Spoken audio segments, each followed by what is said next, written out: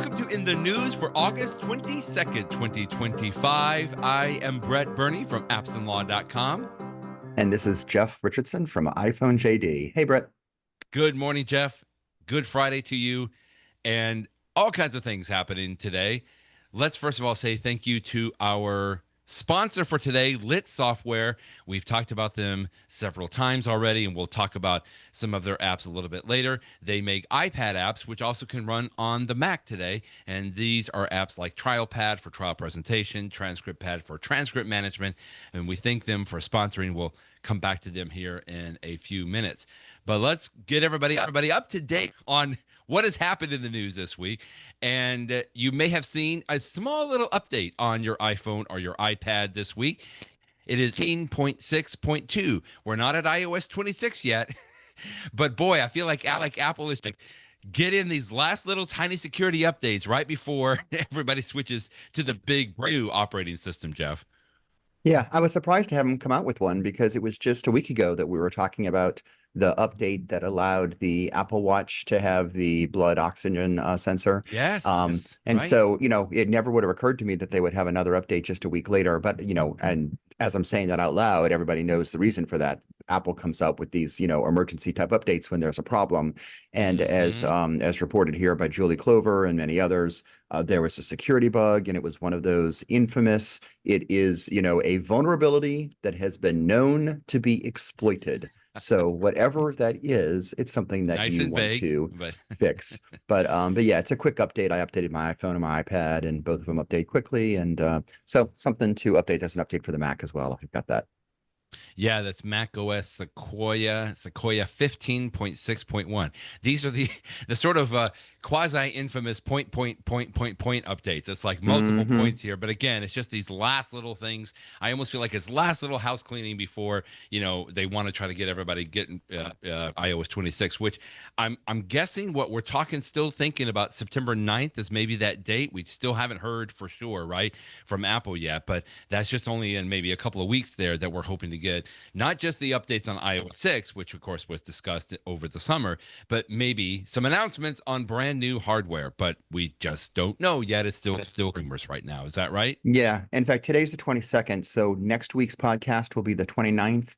I predict that on next week's podcast, we will be able to say Apple has confirmed the date of September 9th. We'll see that. Oh, good. And and then, like you say, if September 9th is the date of the new iPhone event, my guess is that iOS 26 will be out like later that week, maybe Friday the 12th or maybe the beginning of the next week, because it usually comes out a few days before. My guess is that on Friday the 12th, you can place orders for new iPhones. And so we'll see. But everything's, we are right on the precipice of a lot of big things changing in the world. We're just sort of in that calm before the storm right now.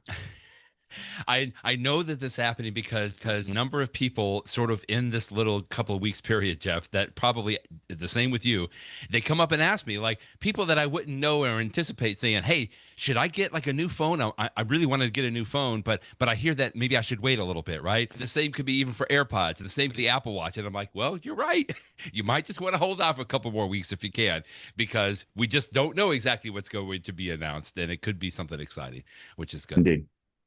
When we say Steve and talk about Apple, most people think of Steve Jobs.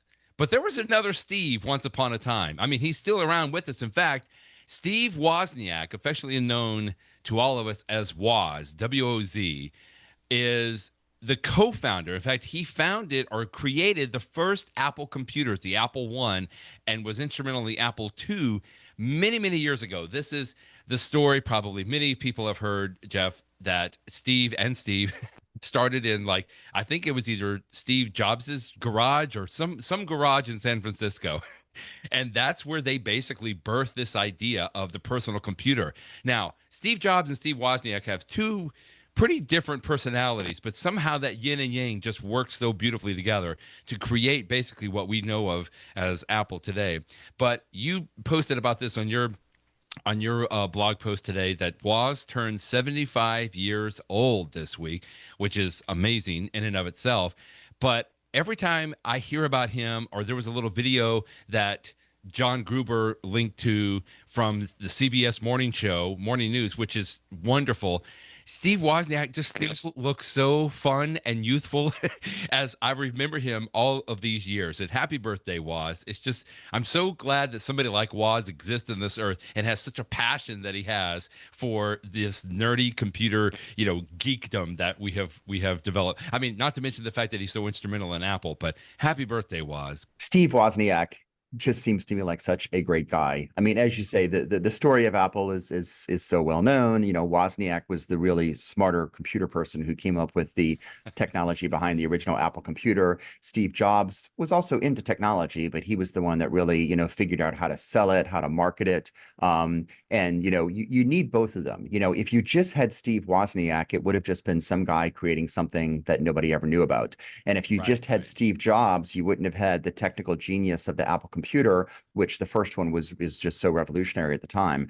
But you put the two of them together, and that's the special sauce, the Apple sauce, as it were. That's what gave us Apple's computer. Ah, So, ah, but it's funny because Steve Jobs is so well known. Was such a public figure. For good, bad, and otherwise.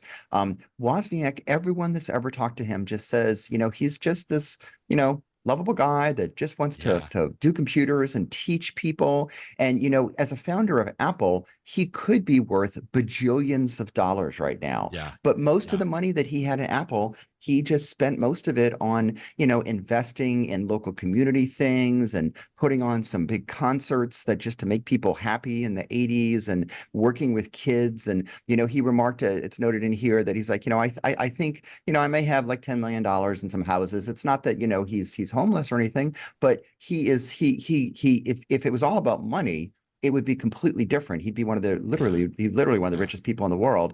But it's not for him. It's just about happiness and just doing nice things and helping people out. And all these stories over the years that people, especially in the 80s and 90s, that had an idea for something would come to him, and he would just give them money just to help them get started with their technology yeah. company, and just a nice guy. My tiny little interaction with Woz, and it's not much of one, but I don't think I've mentioned it on the podcast before, although I did mention it many years ago on my website. I put a link in the show notes Oh, that yes, here. this is, gosh, maybe 20 years ago. I was on, I forget what it was, some online forum where people were just talking about technology things, and Woz was in there, just sort of, typing things about his thoughts.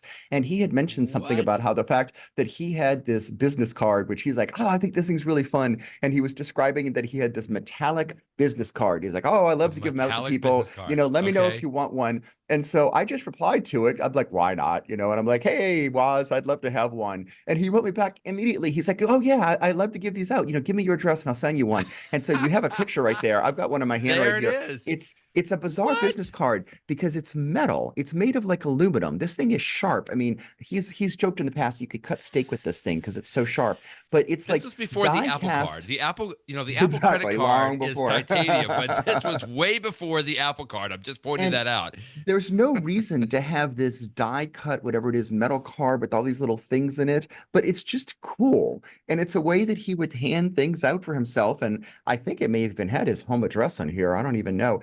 The Wait, phone number on it is interesting. I mentioned it in that post that I yes. did a long time ago because the phone number, it's something, what is it? I don't want to get it wrong, but whatever it is, once you get past the area code, I think of the numbers themselves are 888-8888, which is sort of, a memorable number. And it used to be like a dial-a-joke line in the general San Francisco area. And so Woz bought it just because he's like, oh, that would be funny to have this number. And I know for years, like if you dialed it, sometimes he would just pick up the number and just start talking to people and like, how you doing and stuff. So certainly don't encourage anybody to dial it right now. You don't want to bother them, but who knows? Maybe you'll hear a dial-a-joke if you call him. But he's just approachable, nice, nothing but good things. And, Apple, the Apple That's II so and the Apple great. are so far away for Apple. Woz had nothing to do with the Mac or anything else, but Right, he is right. still technically employed by the company, I believe. I think he still gets his healthcare through Apple or something like that. And, Something like that. he's just Yeah. a lovable figure. So thank goodness, we wouldn't have Apple without him. And I love reading these stories about him because he's just such a nice person. We need more people like this in the world. Thank goodness. So happy birthday, 75 years old. Happy birthday to Woz. I hope he lives for another 75 years. I would just recommend you. So you linked to Gruber's post, and Gruber linked to this CBS Sunday Morning little Hmm. video. It's only like 7 minutes long, but first of all, I love CBS Sunday Morning. I remember the Oh yeah. was it Charles? was it Oswald or I'm trying to remember who used to host it for so many years. I loved it. But this little video is just great because they're actually in the computer the Computer History Museum somewhere. It's like in California somewhere. And like Woz is touching the Apple One that he developed. Like it's in the museum. It's just so great to see that. And of course, he's still just so happy and passionate about it. And I'm just so glad that I've heard about this business card before because there's like punch holes in it, right? Oh That yeah, yeah. dials the actual phone number, or somehow he's got that. I didn't know if it was like a binary code or something, but he's just always so into all of those different things and just the uniqueness of it. Anyway, this little video also has his wife on there, and they're talking about an unfortunate story where people are using his likeness to scam and everything. But it's just a nice little video for 7 minutes to watch and just get an idea of his passion on so many cool things. Really, really nice there. Well, let's talk about another Apple product that Woz probably didn't have anything to do with, the AirPods. But again, his legacy lives on in some of this idea. But this was, I thought, a really interesting little article you linked to on AppleInsider from Amber Neely. She goes through several little tips and tricks using the AirPods Max, the AirPods Pro, and just the regular AirPods. And one of them, I think, is very relevant to probably a lot of people, and the fact you can get these little silicone covers for your AirPods if you are one of these people that the AirPods, one of the few people I would say, that the AirPods actually don't fit in or don't stay in your ears. And I just thought this was a really unique little fix here. Yeah, my wife had this problem with the AirPods. She would love to use them, but they would fall out of her ears all the time.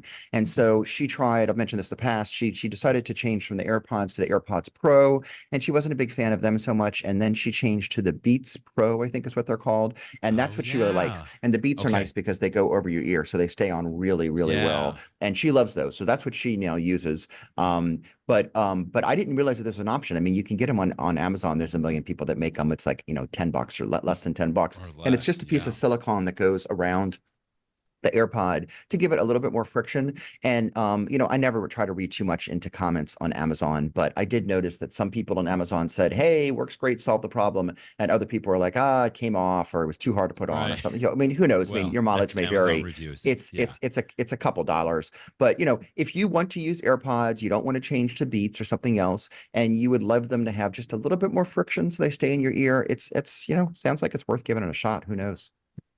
Now that's for the regular AirPods. I thought it was interesting in here that Amber Neely also said if you have the AirPods Pro 2, she goes through that app that we've talked about before in the iPhone for your ear tip fit result, which is just Mhm. amazing to me that they even have that little test. I haven't done that in a while, and just reminded me maybe to go back and do that.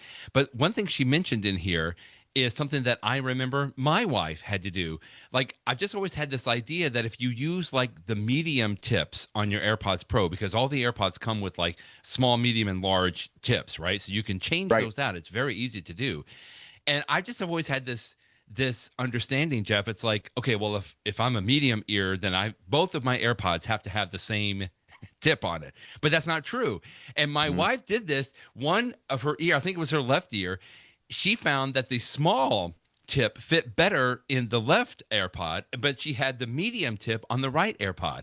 And again, that just kind of mess with my brain because I'm like, oh my goodness, how that's not symmetrical. How can that work? But it worked out great for her. And Amber mentioned that in here too, which I just thought was a really neat addition Yeah, on I've there. actually heard other people that have remarked to me, it's like, "Oh, isn't this odd that I have two sizes?" And I'm like, you know what? The Yeah, human body, it works. everybody's, it's just, your body is what it Right. is, and whatever fits, fits. So it's Apple knew what it was doing when it decided to include the three different sizes for Yeah. the AirPods Yeah. Pro, because there really are a bajillion different ear sizes, and it's nice And to have then some lastly, options. you just mentioned about the beats, but she also mentioned down here that there are Yeah. some over the ear third party like aftermarket hooks over the ear hooks that you can buy and put on your AirPods, of your AirPods, if you do want that over the ear kind of a thing. I feel like this Mhm. looks a little bulky to me, and I mean, I'm one of those that the AirPods Pro work absolutely fantastic for me, but I think this is just a great article in the fact that it lists several of these options there that if you do, if you found that they don't necessarily work for you directly out of the box, here's a couple of options that you can try, including these over the ear hooks too. Yeah. The AirPod, it's not surprising to me that there's so many third-party options because AirPods are so incredibly popular. In fact, there's another podcast that I listen to every week called the Upgrade Podcast with and they Yeah. were talking earlier this week about it. They were just, looking for things to fill the time in the summer when there's not many new announcements. And they were saying, what products do you think Apple loves the most, puts most of its attention to? And of course, the number one product was the iPhone. We all know that. But way at the list, they thought AirPods, and I actually think there's something to it. I mean, AirPods are incredibly popular. So many people have them. I mean, all you need to do is look around the streets and looking at the white in Oh people's yeah. earpods. So I don't know what the numbers of sales are, but I just think that Apple has sold a bajillion of these. And so, anyone that can come, any of these third-party companies that can come up with a way to, even if you're only fixing something for 1% of the market, that's still a huge Yeah. number of people. So it's It's not a huge surprising to me number, that right? there's all these options out there. So yeah, it was nice to see a bunch of them in this one article, these options you can do. Not only are they so popular, I found this video from the company is Real Engineering, or at least the video company is Real Mhm. Engineering. I was going to text this video to you when I found it earlier this week, and then I thought to myself, well, surely Jeff's probably already found it, and you had, and you linked to it. This is like an 18-minute video on how the AirPods are built. But I mean, that explanation doesn't even do this video justice.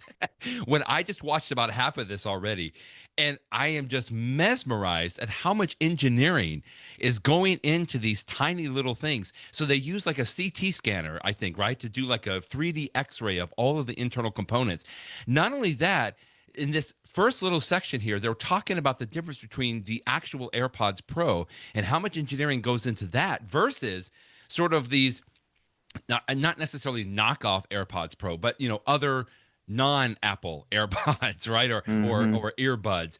And even just the way the battery is constructed. I mean, this was amazing how much engineering goes into these AirPods. It's the fact, like, I think of something that's so popular like the AirPods, and I guess I just don't take the time to think about how much mechanical engineering goes into it. Like, I remember they were talking about the Bluetooth antenna inside each of these AirPods Pro, and I'm like, man, like, I got to take better care of these things. There's so much engineering inside of them.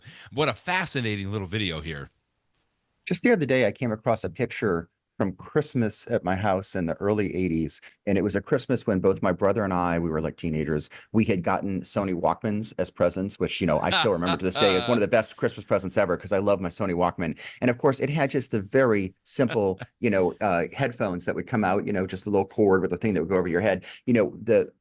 The way that technology has gone from, just a silly little, not very high quality, Sony Walkman headphone to AirPods. I mean, AirPods are they are Crazy. little bitty computers. They are incredibly sophisticated. They are so tiny. I mean, I think about, my Apple Watch and how Apple squeezes so much technology into that, but the AirPods are so much smaller than Yeah. that. And there's all these things. I mean, of course, it's got to have the speakers in it, but it's got to have microphones. It's got to have antennas. It's got to have things Battery. shielded correctly. It's got to, the battery, everything about them. It is truly, I don't think people appreciate it enough. I think it's the sort of thing that, oh That's yeah, it's just my AirPods. exactly They are right. true marvels of engineering.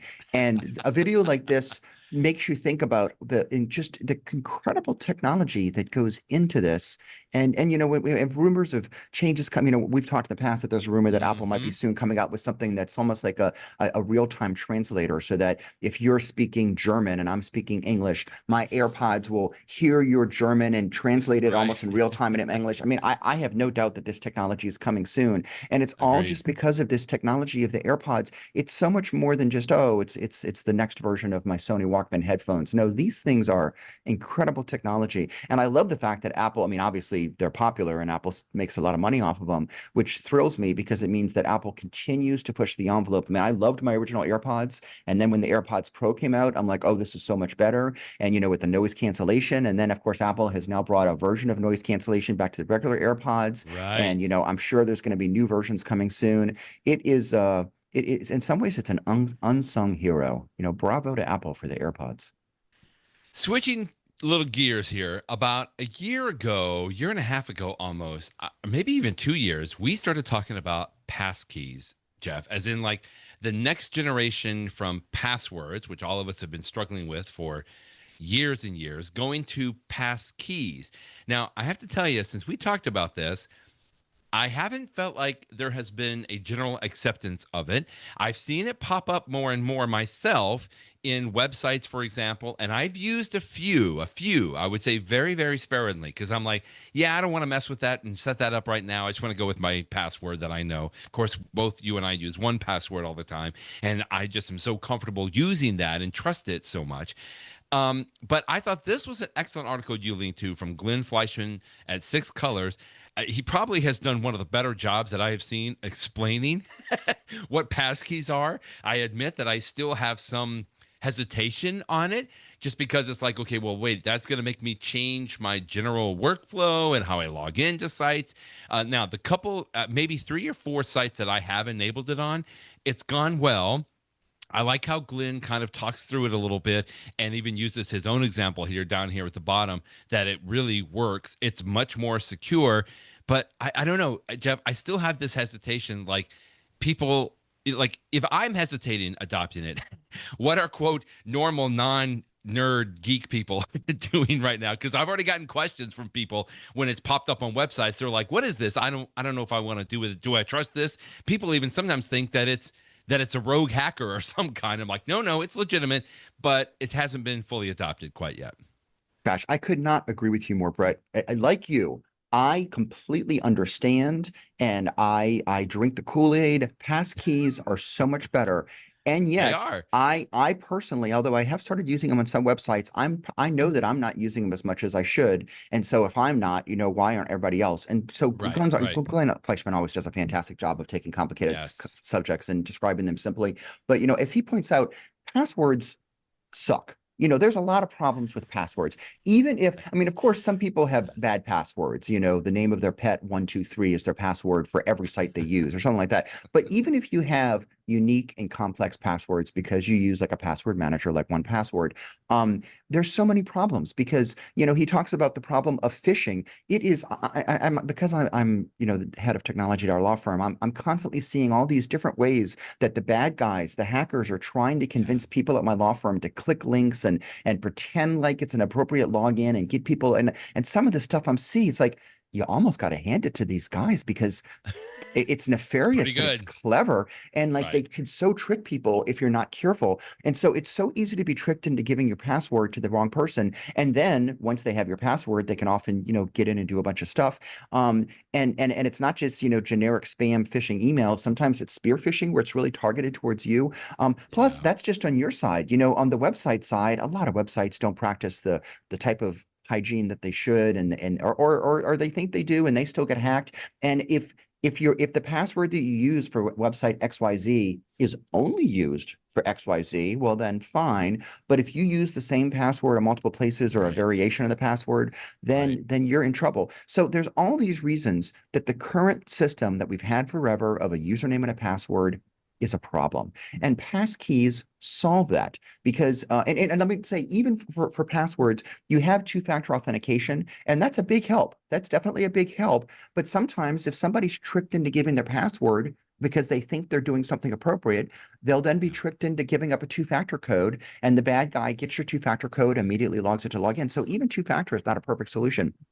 Passkeys are the solution because what they do is it's a unique thing between just you and just the website. And so if it Right. works with website 123, somebody else cannot impersonate website 123. It's not going to work because they're not going to have, there's two parts of the passkey. There's the part that's public and the part that's private, and Glenn goes into all of that here. So that it could only be used on the right website, and that it's actually yours. Nobody else can, if somebody else tries to, there is no password that they can copy. If somebody in the middle of Russia, they can't take your pass key and then use it because they don't have your unique device. So Hmm. it's so much more secure. In fact, you don't even need two-factor authentication because that's sort of built into it. It's definitely the right way to go. Now, the not the problem, but the reality of passkeys is that you do need to have a place to store your passkey that you're going to always have access to. And so Right. if you live in the Apple ecosystem and you only use Apple products, well, then you could use Apple's built-in password manager because it handles passkeys. If not, I mean, I use PCs at work and Macs at home, and I use all sorts of different stuff. For me, 1Password is the perfect way to do it because I just store my passkey in 1Password and then I have access to Right. it wherever I am. And one thing that Glenn mentions in this article that I have to admit, Brett, I didn't even remember this. Maybe I've read it before, but he said that even if you're trying to log into a website that has a passkey and you're doing it from a device that doesn't have like your password manager or whatever on it so that your passkey's not on it. He's like, you can still log in. There's a way that as long as you have like your iPhone with you, you can like Right. scan something on the screen and you're technically using your iPhone to log in, which does have your passkey to tell it, oh Right. yeah, I'm at a hotel computer, you know, and it's Right. for this one time only log me in sort of thing. I have to admit, I didn't know that it has that. And so the smart people that came up with passkeys thought through all of this. And I really do think it is the future. Gosh, I would love to have a future, and we're moving towards this in my own law firm where we didn't have passwords in my law firm. We would move towards complete passkeys for logging in. So Hmm. this really is better, undeniably better. It does have a tiny bit of a learning curve, but again, passwords have a tiny bit of a learning curve too, because you got to tell Sure. people, make them all unique. So reading this article reminded me that I myself need to get more on board with passkeys. I need to just, I think 1Password even Right. has an option that it'll tell you the websites that support it. I just They need to do. go Yeah. use it for all of Yeah. those and then just, it's not a complete solution because Glenn points out that nowadays, because we are in this transition period, even websites that support passkeys also have passwords as a backup, which Yeah. is Right. understandable, but it does take away some of the advantage because, like, let's just pick Amazon, for example. If you have a passkey for Amazon, but there's also a password out there, well, that means that you might use your passkey every single day of your life, but because that password still exists, if in theory a bad guy got access to it, they might be able to use it. Now, of course, the flip Right. side is if Right. you never use your password, you're much less likely to potentially leak it to a bad guy that's trying to spearfish you or something like that. So it's a halfway solution, but the real solution is to have a future where we just don't have passwords at all. You just have passkeys. But so this is a great article, and even though passkeys have been around for a while, I would call it timely because we're at the point now where this works. This technology works. It's just on us to use it as users, and it's on the companies and the services that we deal with to implement it. Right. Right. Yeah. The only question I have, and maybe I'm already answering it in my mind, is um, how is it different than using an authenticator app? And I guess that's because that authenticator app is almost like the two-factor authentication, right? Like Hmm. I've I've almost gotten annoyed with authenticator apps because there's Google Authenticator, there's the Microsoft Authenticator, there was like Authy for a long time, and there's some of these others authenticator apps. And I think when I log into like Salesforce, it has its own authenticator app, and Hmm. it's like I think I have to use a password first, and then I have to go to the authenticator app to use the authentication code. And usually it kind of Hmm. refreshes every minute or so, whatever that is. But Well, I'll tell you one. I, Go ahead. yeah, please go ahead, because Yeah, I mean, I'm trying to remember, and I think I'm answering my own question, and probably a little bit as well.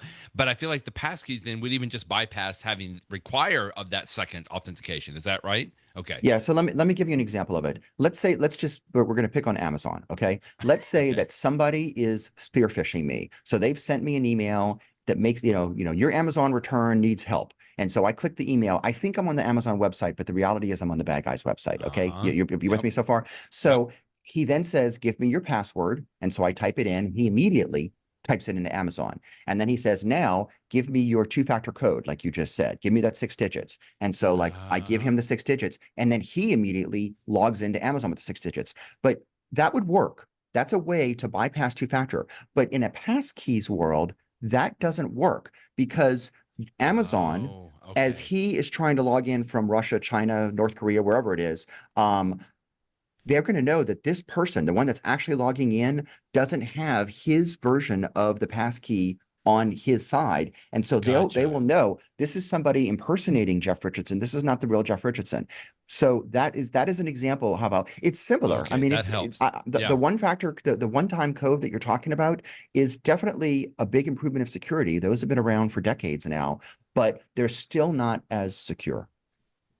So that's exactly, again, what Glenn talks about here. He goes into explaining public key cryptography, which is actually nothing new. I've known about this. This has been Oh, around sure. for decades because Yeah. this is what 90s. Yeah. the original email encryption was built on. I think it was PPG, right? Was sort of that PGP, pretty technology. good privacy. PGP. PGP, Yeah. thank you. PGP, of course. PGP, because the idea was like somebody could authenticate the fact that an email was from me because I used my private key, which is what a passkey would do, and they had my public key, right? And then they could Hmm. basically verify it. Okay, that helps a lot, Jeff. Thank you. Okay, I don't want to spend too much more time on that, but I mean, the fact that we're having to go through this discussion and understand it just again makes me a little nervous. Like, I don't know how you and I are going to handle our parents, understanding passkeys. I mean, we barely get them to use passwords as it is right now, but it is important and it is good, and we're going to continue to talk about it because I do believe, like you, that it is the future. And thank you, Glenn, for putting this out on that. Let's talk about Apple TV subscription, Apple TV Plus. Now, we're not going to do in the show yet because I don't think we have anything for in the show today, but let's talk about the cost, the subscription cost for Apple TV Plus. This isn't the Apple TV hardware. This is the Apple TV Plus subscription where you get Severance and Ted Lasso and all of the other great things that comes. Well, when it started out in 2019, right? I think that's when it first started out. What was Right. it? $4.99 a month. Now, all these years later, it is now $12.99 a month. That is crazy, Jeff, that it has gone up that much. Now, there's been a couple more increases. It went to $6.99, $9.99 in 2023, and now in 2025, it is now $12.99. That's a little crazy for that jump. But people are still going to pay that, I think. I mean, frankly, I think it's worth it. I'm sure Apple, I think somebody mentioned maybe Joe here, Rossignol here, or John Gruber mentioned Apple is justifying it because it's like, well, don't you want to pay for the great content that we put out now? And we do, and I think some people are willing to pay for that. But there's a couple of different ways that you can still get it for a little bit less. So I don't think it's crazy. I actually think it makes perfect sense. When the Okay, service first debuted 6 years ago, it had, like 4 shows. So paying $5 for 4 shows is like $1 a show. Of that's course, of true. course, it's That's not going to be right. very much. And the content has, and with some rare exceptions, Apple has not, purchased content from others. They haven't gotten, let's buy the entire, years of Friends and Mad About You and True. shows like that. So True. Great it's point. all been their own stuff. They have built it organically, but over time, it is now to the point that I can no longer watch everything on Apple TV Plus. There are shows out there that look like It's a it lot. would interest me, but I just don't have that much time in my day. And so that's why, Netflix has a bajillion shows. Apple has fewer, but the quality of the Apple shows is so good. I mean, time after time, I see people say that ranking the best streaming services. Many people consider Apple TV Plus to be the best simply because it's got so many good shows. There are also good shows on HBO, on Netflix, on Disney Plus, on Right. Paramount, you name it, NBC. But it is definitely near the top, and so there's lots of good stuff. So I think it's legitimate for Apple to say this should now be priced similar to any of these other services, all of which have been increasing their prices. And so when Apple increased to Okay. $6.99 and then $9.99, so I think it makes sense. Apple increased back in when was the one before this? In 2022, Apple went up to $10 a month. Uh, in my Right. mind, I didn't really think of it as being $10 a month. I thought of it as being $100 a year, which I guess is sort of 12 months for the price of 10, because I'm going to continue to subscribe to it year long. Right. But so many people subscribe to streaming services on a month-to-month basis, and John Gruber explains why. Because a lot of people will say, I'm going to use Netflix for 3 months, then I'm going to cancel it. And then I'll Watch pick all it I up can. again because Right. I want to watch Uh-huh. Stranger Things, and then I cancel it. Right. And people do the same thing with Apple TV Plus. So those are the people that by increasing the monthly price, which is all that Apple has done this week, they've, just the monthly price has gone up from $10 a month to $12 a month, or to 13 rather. Right. If you're going to come in for a few months and drop out, well, you're going to have to pay a little bit more. But if you have Yeah. an annual subscription, either only to Apple TV Plus, which is still $100 a year, or Apple One, which we're going to get to in a second, the price stays the same. So I don't think it's surprising. And I realize people may say, I'm just being an Apple apologist, but I honestly think it's worth it. I mean, when I sit down to watch TV on the weekend, my number one place is going to be Apple TV Plus because the shows are so Yep. good. Same. And there's so many new ones coming out. So I do think it makes sense. Now, I will admit, in the bigger picture, we are in an ecosystem where, way back when you just paid 1 month for your cable TV. And now we've gotten to the point where, I'm maybe I am, maybe I've cut the cord, who knows? But, or you're like me, you pay too much because I pay for my quote unquote cable TV, which for me is still DirecTV. But then on top of that, I'm paying for all these different streaming services separately. Right. And so Right. it's ridiculous, I guess, how much I do pay for, but I actually do get value out of them. And even I jump in and out. Like right now, I currently have a Paramount subscription that I turned on about a month ago, and I'm going to probably turn it off in a month when I'm finished watching Dexter, just because I don't watch it enough. But there's just so many options out there. So anyway, I think it's legitimate. I'm not surprised that Apple has raised the monthly price, but it is a good opportunity. And many others have raised their prices recently too, Disney and others. Sure. But Yes. it's a good opportunity to sort of think about, what do I need? Do I need to have all these things? Do I want to pay for a year? Do I just want to pay for a month? Mm-hmm. Well, when you explain it that way, Jeff, that helps a lot. And certainly, I mean, I think that's Gruber's point here as well, right? That this price increase is really for those people that may only want to pay for maybe 1 or 2 months at a time. They watch as much as they can and then they kill it. And certainly that'd be a lot less expensive. However, as you just briefly noted, the annual subscription to Apple TV Plus is going to remain at $99. So you Mhm. mentioned in 2023 when they upgraded, they went to $9.99 a month, that was sort of the same price. But now, if you paid every month, you would be paying effectively $156 a year. Mhm. So $99 for a year is really a good deal right Mhm. then at that point. And that's what Gruber says. Or one of the other things, I think you pointed this out. And no, here you have another story from 9 to 5 where you can also choose instead to get the Apple One subscription, which is not just Apple TV Plus, but it also Mhm. includes Apple News subscription. It includes Apple Fitness Plus. It includes Apple Arcade. It includes Apple Music. Now, I know both you and I subscribe to this, and I got to tell you, every month it hits my credit card. I think it's like $39 now with tax and something like that. But then I think of all of the benefits I get with it, including Apple TV Plus, and I'm like, man, totally, totally worth it. I still think it's great and worth it, and it sounds like you do too. Yeah, there's three different tiers of Apple One, so be clear about that. The cheapest Yes, thank tier, you. Yes, the individual tier doesn't include all of the features. It doesn't include fitness. It doesn't include news. It does, however, include the music and the TV and the games and stuff like that. And I don't have the prices. You can probably pull that up on the Apple website, yeah. what I'm the gonna. three prices are I'll for find Apple it right One. now. Pull Yep. it up while we're Yep. talking. There's the cheapest tier. There's the family version of the cheapest tier, which is nice because you can share it among people, so the per person cost becomes less. And then there is the Premier package, which is basically $38 a month. And that's the one that I have and you have. And it adds a lot of Thank things you. like Yes. Fitness Plus, which is great. Yeah, this is the page I was talking about. And if you scroll down to the Yep. prices, you'll see the three parts of it. There it There you go. is. So the Good. individual is $20 a month. The family is $26 a month, and the Premier is 38 a month, and it has Premier. what you get. Right. But I like the Premier because you get Fitness Plus, which I do use for workouts. I think it's really Yes. good. Same.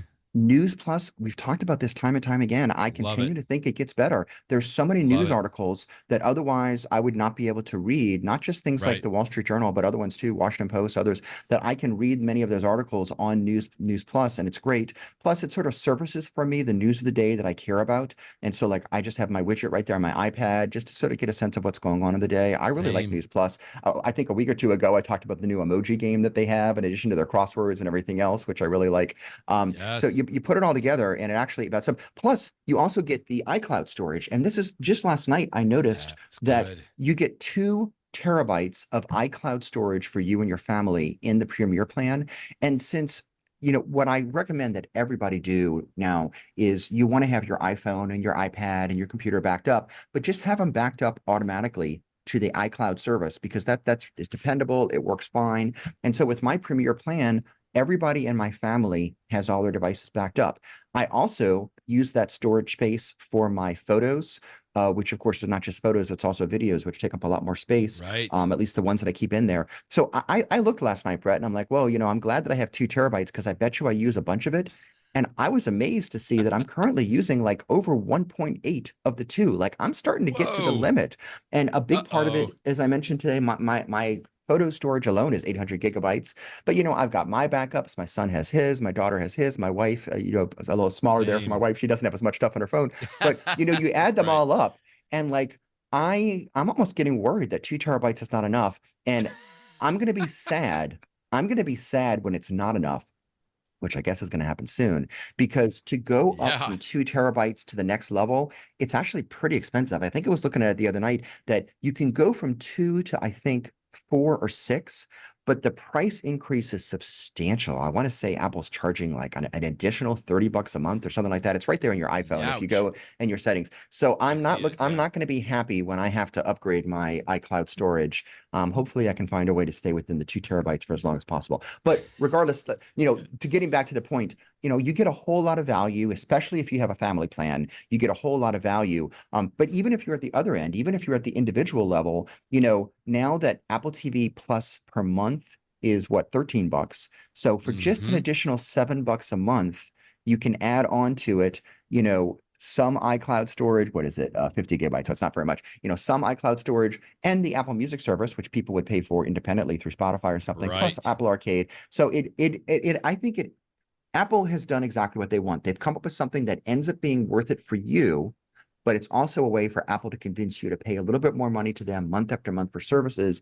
And as we talk about every quarter, when Apple has its financial results, Apple makes lots of money from iPhones and everything else that it sells, Sure. but that services revenue is becoming a bigger and Going bigger up. part of Apple's revenue every year. And so they want to get people used to paying month after month for Apple One, month after month for the Apple Care, for everything else. It's just a good way to get that steady flow of dependable income for them.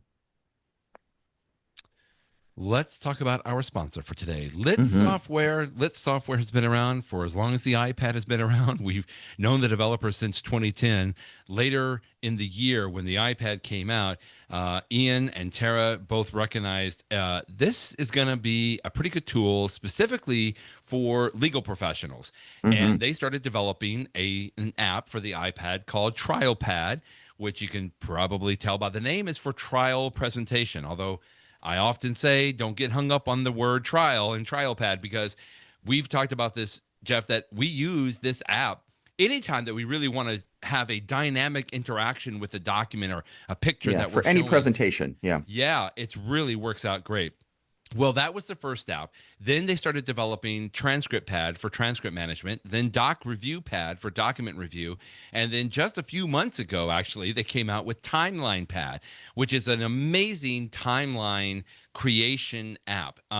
There used to be an app called BDocs, if you remember Timeline. There's been some other timeline apps, but nothing has compares to what Timeline Pad can provide. And I know that Ian and Tara, the developers of Lit Software, worked on this app for a long, long time before it was released, and it shows in how polished it is.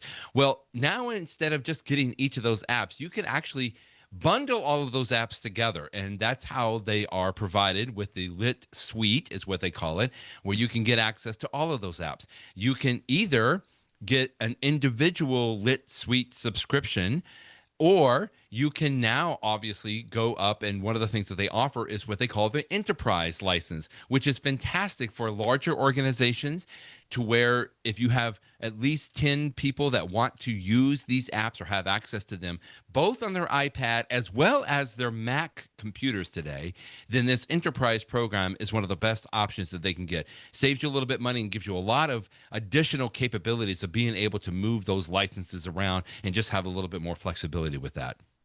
Yeah. So what I want to talk about today is we've talked in the past about how useful the individual apps are. I won't repeat myself on that, but they are incredibly Okay. useful. I use them all the time. I was just Yes. using Transcript Pad Yes. yesterday for a deposition. But what I want to talk about is another advantage of Lit Suite is it when people see you using it, it speaks volumes about how professional you are. And let me give you some examples of that. Nice. TrialPad. Yes. When you are in trial, I've been to many trials where the way that they handle the presentation, because I wasn't the one doing it, is they have like a dedicated person in the courtroom that's running all of the exhibits and doing everything. And that works, but it's more expensive to do it that way, right? But if you have TrialPad in your iPad, first of all, you're not paying the cost of that other person sitting in court every day doing all these Right. presentations. And second of all, because you're controlling everything from yourself, you don't have this, hey, Joe, can you pull up the next? Oh, no, that's not the right one. Can you move into there. No, I'm at over. It just looks awkward. Exactly. Whereas when you're doing it yourself, you just look more professional. And so you are giving the appearance, and it's a true appearance to the jury, to the judge, and to your own clients that, hey, I am just in control. I am doing this. I'm being efficient because I'm not paying somebody else to do it. I'm doing it myself. It's over and over again. So it gives that sense that you are spending the client's money wisely and doing Mm. things efficiently and effectively. And when you use something like Transcript Pad or Doc Review Pad or the new Timeline Pad, maybe people are not seeing that directly as much, but indirectly they are, because like it's so easy with Transcript Pad, for example, when I'm just going through and I'm doing my little excerpts, in just one click, I've already highlighted all the important stuff, and I can just Nice. easily export. Like you can copy and paste and it will give like the exact text and the citation. And I am so, when I'm putting that into like a motion that I'm drafting, just the efficiency is there, and clients can tell, people can see that you are it's both better and more efficient. It's like the best of Yeah. all worlds for your client. And this is always, no matter what walk of life you're in, whatever what your job is, you want the people to pay you, that they're paying for your services, to really get the sense accurately that you know what you're doing, you're good at your job, and you're not wasting your client's money. And Yeah. Lit Suite just does a fantastic job of getting you there. So even on top of all the reasons that you personally are going to like it, I think this is another reason that if you're not currently using the Lit Suite apps, you should absolutely take a look at it, consider doing so. I'm just going to add the confidence level in there, Jeff. You're talking about it like from the outside perspective on there. But when I've worked with attorneys that have been able to use these apps, and again, I mean, there is a little bit of a learning curve just to make sure that you are comfortable with it. But I have trained many, many people on these apps, Jeff. And just having the confidence, like when you have all those documents available to you in TrialPad, they don't have to worry about like what document was that, where can they go? They just go and they search for it quickly, or to your point, they can search for something in a transcript really quickly. And just having all of that accessible right at your fingertips makes a huge difference just in your own confidence level and being able to know that you can talk about that. And I just wanted to mention that because I see so many people how that transforms them. They're like, oh yeah, I don't have to worry about this as much anymore. I don't want to go on forever, but let me share one more thing. I have had Please. multiple times where I have been in a deposition. So I'm taking a witness's deposition, and the witness will say something that's just not right. And it's not right, or it's Uh-huh. inconsistent. And I instantly, because I have my iPad with me, I've got every prior deposition transcript with me right there Right. in Transcript Right. Pad. And within seconds, while he's talking, I can instantly pull up, because I've tagged it from poor, like, okay, well, that's interesting, Mr. Johnson, that you say this. But when we deposed, the eyewitness the other day, he said such and such and such and such. And not only do you have confidence yourself, like you're talking about, but suddenly the witness realizes that they can't pull any junk with you. Like, no, this Right. person asking me questions, if I try to be slimy in my answers, which sometimes witnesses do, he is going to call me on it immediately. And then they're like, oh, well, actually, it's such and such. And when you project that air of confidence, which again is Yeah. earned, it's legitimate, it's like you're taming the witness. They know that if they try to go too far afield, you've got the facts. You're gonna stick them on it. And so then the rest of the deposition, I mean, this has absolutely happened to me. Like they are then going to be more focused, and they're not going to be just making Uh-huh. stuff up to try to protect their interests, but they're going to be a little more honest because they know that you've got the goods. I mean, within seconds you can do it. And if I had like the old days, gosh, Huge. of the paper transcripts, I'd be flipping through. I couldn't do that in real time in a deposition, but I can with Transcript Pad. So anyway, enough about that. It's like that was your Matlock moment. Do people even know who Matlock is anymore? Did they even say it? Okay, just close this out. Thanks, Lit Software, for your continued support. You know that we're big fans of these apps, and we just wanted to mention once again. Not only can you sign up for an individual license of this, you can just go and it's associated with your iCloud account. And by the way, I always tell people go sign up. There's a 7-day free trial. And even within 7 days, I promise you, if you just take about 15 minutes, 30 minutes to sit down with these apps, you'll be able to see the power that they have. However, if you're at a larger firm, a larger company to where you might have at least 10 licenses that you might need, if you need more, that's fine as well. Contact Lit Software about their enterprise program. Just get some information about it. You can send an email to hello@litsoftware.com Let them know you heard about the enterprise program from Jeff and myself.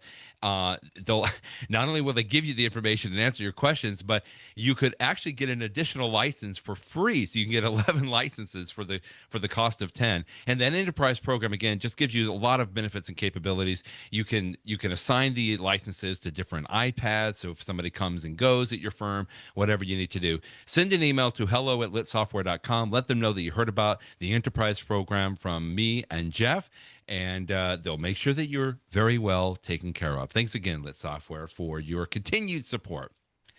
Let's do a quick Where You At segment. Where are you This at? is an interesting story, Jeff. Wow. I mean, kind of scary, but happy ending. Heart rate alerts on an Apple Watch led this lady to a brain tumor diagnosis.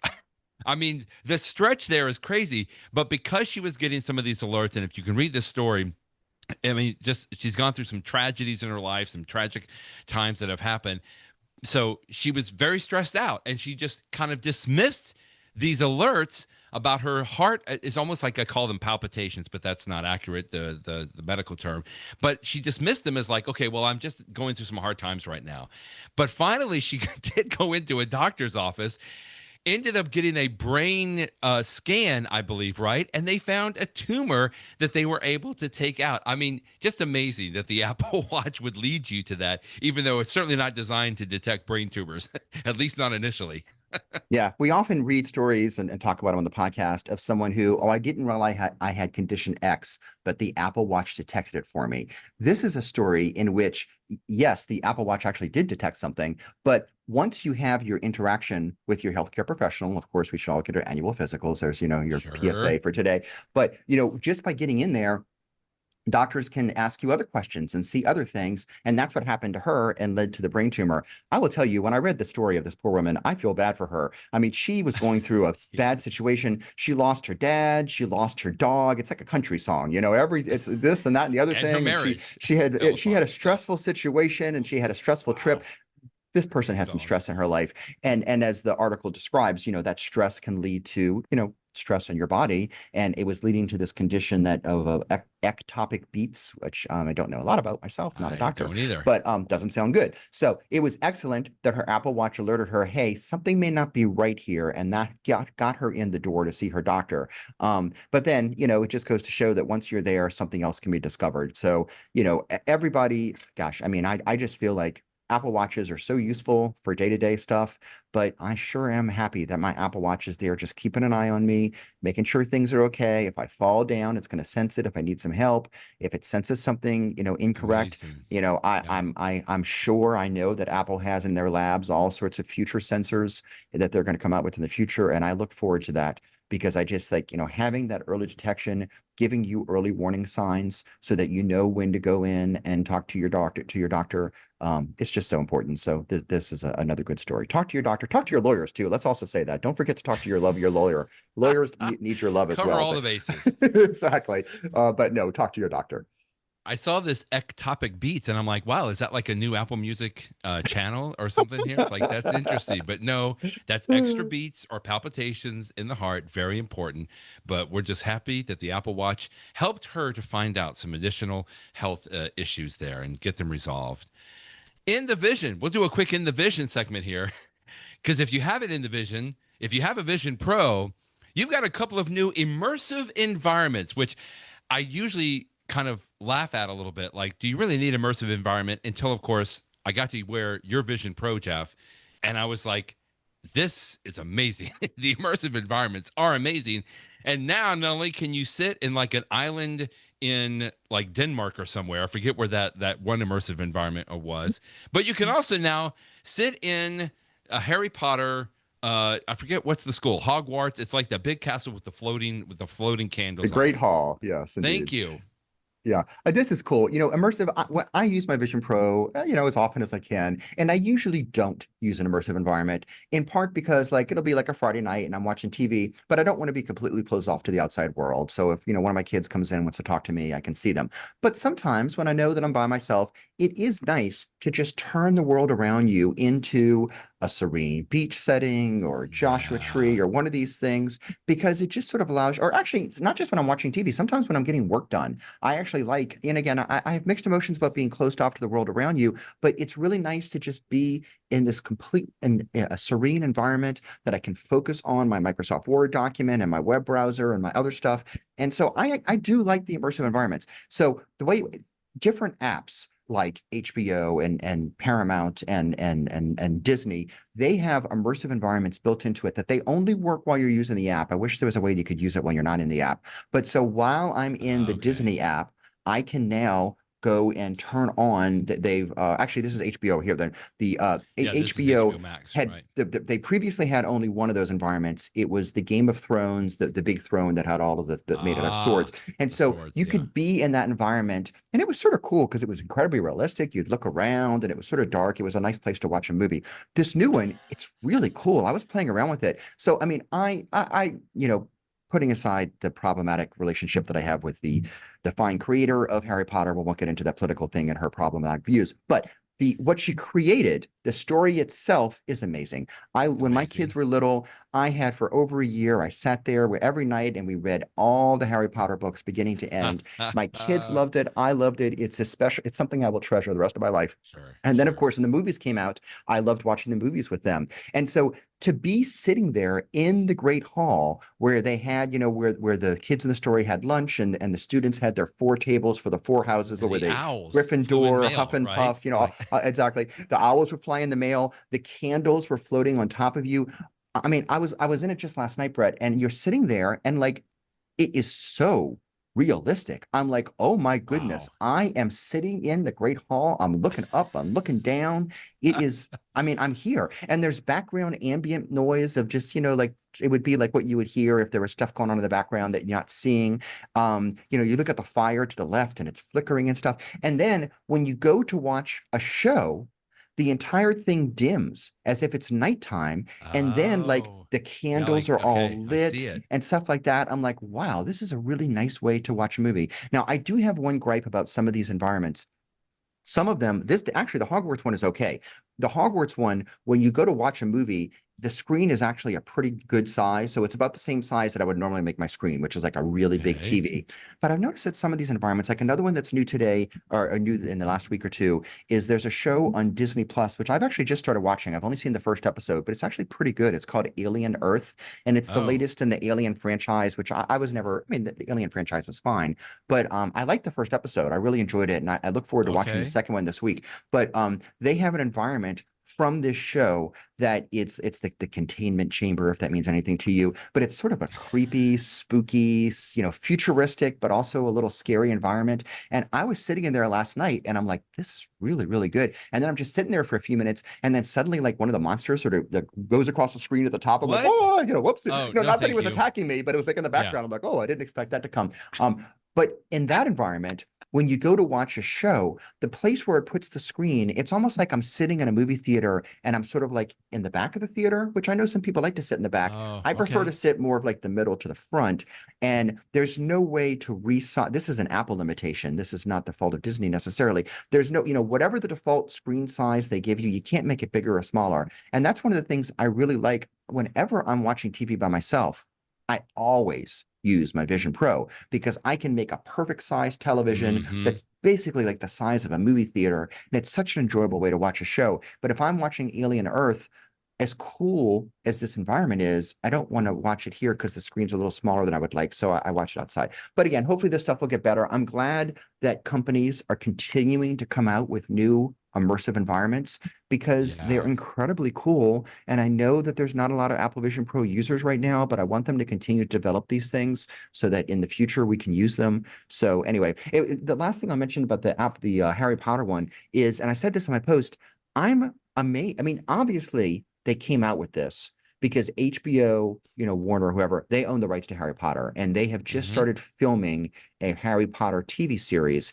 And I think it started filming this week Right. in London. So it doesn't come out this year. It doesn't come out next year. I think it comes out in 2027. It is a far way away. why are they announcing this immersive environment today? Like, wouldn't they want to hold this back until like maybe a year from now to get people excited that the new show is coming out? But whatever. I guess they figure there's so few Yeah. people that have an Apple Vision Pro. Might as well get it out there now, and it'll be out there, and people can use it when the show comes Because it out. makes people happy. You're so I happy guess it about it. makes people happy. I enjoyed it. It was really cool. So anyway, Okay, these immersive environments are neat. did you say that in order to get the Harry Potter environment, you have to be in the HBO Max app, or can you download this as a general environment? Okay, you have to be in Yeah. the app. So when you're Okay. using the HBO app, like on the little bar on the side that you can switch to like, Yeah. My Yeah. Movies and browse and search, there's a little button down there called immersive environment. This is the way that it works in all the Okay. apps. Disney as well. Okay. Paramount has Okay. one too with a SpongeBob immersive environment. You click on the button and then you choose the environment. So in the HBO app, you have two choices, either the Game of Thrones or Okay. Harry Okay. Potter. And in the Disney app, they've got like 8 choices. They've got a whole bunch of them. They've got Tatooine from Star Wars. They've got, Monsters Inc. They've got a bunch in the Disney app. And so when you choose the environment, like then it's around you. And so like I'm seeing the Disney app where the window where I would choose an app, and I can move that window out of the way. But as soon as I exit the app, as soon as I go back to my main screen, the environment goes away, which is a shame. Okay. I so That wish is there a was a way. shame. Like, I why want to wouldn't be they? able to go into Hmm. Harry Potter to I want to go into the Right. Great Hall and then open up Anytime. Microsoft Word and open up my web Right. browser and open. That's what I want. But Apple doesn't currently let you do that. I say it's Apple. I mean, Apple must be the one making the decision. Maybe it's an IP issue. Maybe Disney doesn't want you, or maybe HBO doesn't want you looking at Game of Thrones Hmm. but watching Mickey Mouse. I don't know. Who knows? I don't know if it's an IP issue or if it's a technology issue. I do wish that these would be standalone things, like you say, Brett, that I could choose the environment and then use it. Obviously, I need to pay for HBO every month to get access to it, so HBO is getting something for me, but that's not how it works today. All right, a quick little side quest here. Is the game that they play in Harry Potter, is it Quidditch? Kidditch? Quidditch. Quidditch? Uh-huh. Quidditch. Do you know that I was eating dinner at a bar the other day, and I looked up, and on the television there is a collegiate Quidditch game on. I've Have you heard seen about this? this. Have you Yeah. seen this? So obviously they're not flying around on brooms, but they all have a broomstick between their legs as they're running around the field with this ball and throwing it around. Just incredible, amazing on that. Okay, just had to throw that out there. We'll talk about collegiate Quidditch at some point in the near future. Last but not least, quickly before we get to our little tips to share, this video at the end of your post today hit a little close to home, but it was so precious to watch, Jeff. I got to tell you. So I'm going to give a little bit away, but it's so worth watching. This is a little video that Apple just put out about action mode on the iPhone. And I remember specifically a video when this came out, maybe a couple of years ago. We talked about it, to where it was a mother filming her son running a race, and she was running along the sideline. Do you remember this video? And filming her son. So she was moving, but it was really her son that was going very fast. And this action mode, instead of it being herky jerky and bumping up and down or watching, the kid run up and down, it was kind of smooth, and it was just a beautiful little video. Yeah. I've never thought about the action mode from the other way around. What if the photographer, the filmer, had some kind of an issue where they would shake constantly? And in this case, when you watch this amazing video, it's somebody suffering from Parkinson's disease, and they can't hold the camera still. But the action mode in this video, I'm tearing up thinking about this, Yeah. gives them the capability to be able to film what they want to film. So I lost my father about, almost 3.5 years ago. He had some form of dementia. At some point, we think it was Parkinson's, but there's so many different ones that are related there. And he didn't have a huge shake, but he did have a shake quite a bit. And just watching this little video just obviously brought memories of that, but it just made me so happy that there are ways that people can work around um, a horrific disease like Parkinson's and other forms of dementia as Hmm. well. Um, this was an amazing video. Thank you for linking to this today, and I would just encourage everyone to watch it. It's called No Frame Missed. Yeah. Gave me all the feels as well. One of the subjects of the video is somebody who his job was taking video. That's what he did Exactly. professionally. And then he said, once I got Parkinson's, I couldn't do it anymore because, my clients don't, want me filming things if I'm shaking. And so he was just describing how amazing it was that he can now take his home movies once again. And even though you see his hands are shaking because he can't, that's just what his body does. Right. The end Right. product is completely stabilized, so he Beautiful. can share it with his family and enjoy it. And it's just such a great story. Again, it's not at all what I thought action mode would be used for, but it makes perfect Exactly. sense that it works for this as well. And I mean, yeah, Apple's tooting their own horn to a certain degree, but it's just another They do example it so of, well. Apple, this is not what, sometimes it goes the other way. Apple designs something for people that have special needs, and then it's something we can all use. This is something we can all use, but it had a great use case for people with special needs. Great video. It's Yeah. really, really worth watching. Yeah. They Apple toots their own horn here, but they toot it so well, Jeff. That's the thing. I Yeah. mean, and there's three different other profiles that they or two other profiles that they do in here that are Hmm. just amazing. Please go and watch it. It's 5.5 minutes long. So well worth it. And it'll just give you, like you said, the good feels for the day. Let's do in the know. And because In the of that know. video, I started thinking about the things that I do on my iPhone and just some other, photograph related tips. And here's one that I came out with: live photos. Now, it's not just the live photos. I think most people know what live photos are. They came out in 2015, which again, that just blew me away that we've had these live photos. What it is that if you have live photos turned on, instead of just taking a static picture, what a live photo will do is that you take a picture just like you normally do, but the iPhone records 1.5 seconds before that picture and 1.5 seconds after that picture. So Apple actually doesn't call this a video, they call it a live photo, but it really looks like a video. I mean, I think most of us will think of it as just a very very short like 3-second video when you take a picture, which is amazing. Now, the reason I wanted to bring this up is because there are three ways that this can be used. You can have it on all the time so that every picture you take actually turns into a live photo, or you can turn it off, which is, I pretty much do that.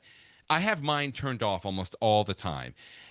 And then there's a third option, though, that's called auto. And so apparently, when you turn on auto, then you have the phone to decide when it has enough time before and after when you take a picture to actually create a live photo, if that makes sense. I think, though, that if you have it on auto, probably more times than not, it's going to take a live photo than just a regular still photo. But you can do several things with these live photos, which is really cool. It also records audio, by the way. If you're looking through your photo roll, these live photos look just like regular pictures, although I think it has that little symbol. It's like a 3 concentric circles or so, that little symbol on there that will tell you if this is a live photo or not. And if it is a live photo, you can look at it as a static picture, or you can tap and hold on the screen and you will actually see that 3-second little video and even hear some of the audio that it takes in that live photo, which is pretty amazing. And then I forget exactly when this came out. Oh, here, I got a link to it. This was a few years ago. Apple hasn't really done a whole lot with live photos, and I think it's worked very well for the past 10 years now.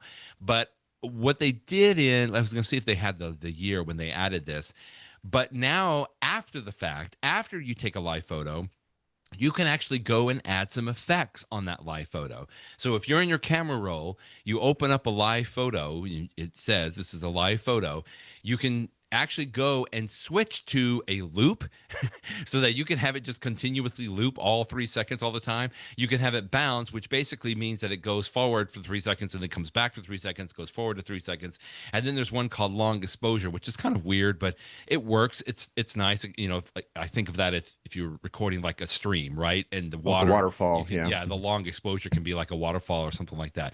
So I just wanted to remind folks about the live photos. The other reason I brought it up is because my mom apparently just has it turned on all the time. So any picture that she sends me is a live photo, which isn't necessarily a bad thing, but she always complains about her photos being full. And I know that one of the reasons is because it's always live photos, which doesn't take up a huge amount of room, but it does take up more room than a regular static photo. So if that is something that you have turned on, and when you go into your camera app, you can just go up and I think usually in the very top right corner, you can see that live photo button up there. And then if you tap on it, you can determine whether you want to turn it off or on. And then if you go into your settings in the Photos app, then you can put it on auto, which, by the way, these settings are probably going to change where they're going to be located with iOS 26. But I just wanted to give people a reminder about live photos. They are fun. I do like having them, and I will turn that on sometimes if I know that I'm going to take several pictures, but I want to capture a little bit more of the moment than just a regular static picture. And then that way I just turn on the live photo and include that. I love live photos. I often call it the Harry Potter feature because it allows you to have a picture that Oh, actually has some yeah, that's animation, just right. like the movie. I'll mention two more things about live photos that I enjoy. Please, One please. is, and I keep it turned on all the time. I You specifically do. turn it Okay, you have off. it on. Like Okay, if I okay. know I'm taking a picture of a product for my iPhone JD website, I might turn it off because that's just a still picture is all I really need. Okay. But almost all of the time I have it turned on. Two things I like. One is you mentioned So that that's the why your videos, iCloud, that's why you're running out of iCloud that's storage. probably why. Uh, Okay, uh, number one. Sorry. First of all, if you mentioned that it's a 3-second video, that's true. But if you take a couple pictures in a row, it will be smart Yes. enough to stitch together. So if you keep all 5 of those pictures, Oh, you take 5 nice. pictures of like somebody blowing out the birthday candle, you just snap, snap, snap, snap, and then you do the live photo, like you hold down to make it animate, it will make it a lot, it'll be longer than 3 seconds. It'll Oh, be that's up to, I don't know how many cool. seconds it is, 10 seconds, Okay. 12 seconds, because Okay. it stitches together the videos from each of those individual live photos. Second, what I love about live photos is I take a picture because I want a picture. And the fact that there's a video with it is something I never think about. And then Bonus. years later, we've had it long enough now that I will be using the memories feature and it will create a little memories movie for me. And sometimes it shows a picture, but sometimes it shows a little 2 seconds of video, which is more than enough for like 2 or 3 seconds, which is more than enough for a memories Yeah. video because you go from one to another. And I'm like, Yeah. oh my goodness, I didn't even realize it's not just the picture of the person blowing out the candle. It's actually like the little 2 or 3 second video where you see the cute little kid blowing out the candle or things like that. And I am just surprised and delighted by the fact that there is a small video associated with a picture, and I love it. So that's why I like to That's keep it on all true. the time That's true. because you never know years from now when I'm going to be so happy that I had it. It's great. Great point. Great point. My tip today tip is a quick one, but I just wanted to give a little love to the Final Cut Pro app for iPad. Came out a couple years Ooh. ago.